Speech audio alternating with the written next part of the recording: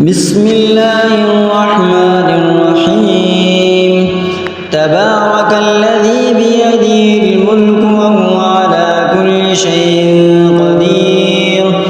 الذي خلق الموت والحياة ليبلوكم أيكم أحسن عملا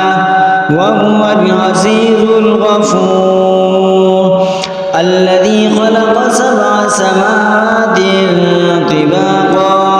ما ترى في خلق الرحمن من تفاوت فارجع البصر هل ترى من فتور ثم ارجع البصر كرتين ينقلب إليك البصر خاسئا وهو حسير ولقد زينا السماء الدنيا بمصابيح وجعلناها رجوما للشياطين وأعتدنا لهم عذاب السعير وللذين كفروا بربهم عذاب جهنم وبئس المصير إذا ألقوا فيها سمعوا لها شهيقا وهي تفور تكاد تميز من الغيظ كلما ألقي فيها فوج سألهم خزنتها ألم يأتكم نذير قالوا بلى قد جاءنا نذير فكذبنا وقلنا ما نزل الله من شيء إن أنتم إلا في ضلال كبير وقالوا لو كنا نسمع أو نعقل ما كنا في أصحاب السعير فاعترفوا بذنبهم فسحقا لأصحاب السعير إن الذين يخشون ربهم بالغيب لهم مغفرة وأجر كبير وأسروا قولكم أو اجهروا به إنه عليم بذات الصدور ألا يعلم من خلق وهو اللطيف الخبير هو الذي جعل لكم الأرض ذلولا فامشوا في مناكبها وكلوا من رزقه وإليه النشور أأمنتم من في السماء أن يخسف بكم الأرض فإذا هي تمور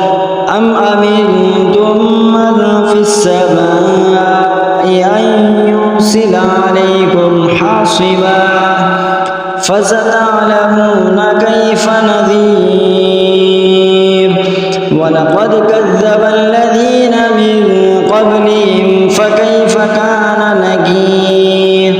أولم يروا إلى الطير فوقهم صافات ويقبضن ما يمسكهن إلا الرحمن إنه بكل شيء بصير أمن هذا الذي هو جند لكم ينصركم من دون الرحمن إن الكافرون إلا في غرور أمن هذا الذي يرزقكم إن أمسك رزقه بل لجوا في عتو ونفور أفمن يمشي مكبا على وجهه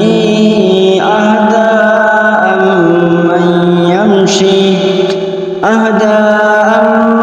يمشي سويا على صراط مستقيم قل هو الذي أنشأكم وجعل لكم السمع والأبصار والأفئدة قليلا ما تشكرون قل هو الذي ذرأكم في الأرض وإليه تحشرون ويقولون متى هذا الوعد إن كنتم صادقين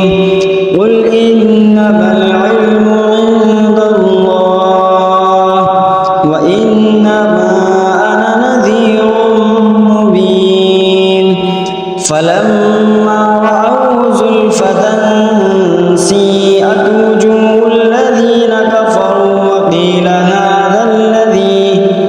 وقيل هذا الذي كنتم به تدعون قل أرأيتم إن أهلكني الله ومن معي أو رحمنا فمن يجير الكافرين